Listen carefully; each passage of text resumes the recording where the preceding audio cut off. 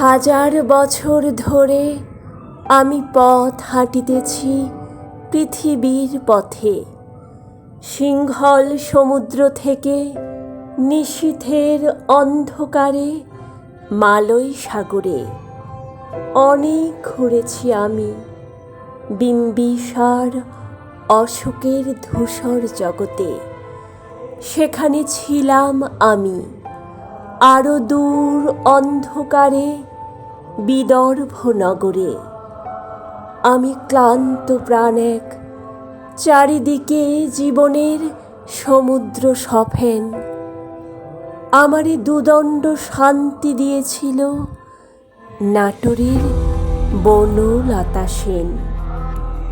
চুল তার কবেকার অন্ধকার বিদিশার নেশা, মুক্তার শ্রাবস্ত্রীর কারুকার্য। অতি দূর সমুদ্রের পর হাল ভেঙে যে নাবিক হারায়ছে দিশা, সবুজ ঘাসের দেশ যখন সে চোখে দেখে দারুচিনি দ্বীপের ভিতর, তেমনি দেখেছি তারে অন্ধকারে।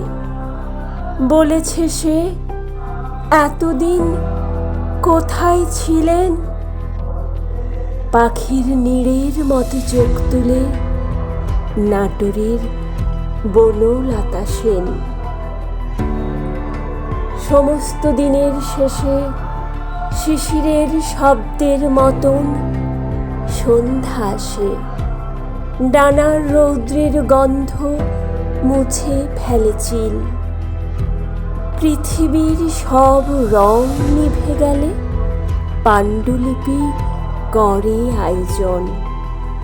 তখন গল্পের তরে জোনাকির রঙে ঝিলমিল।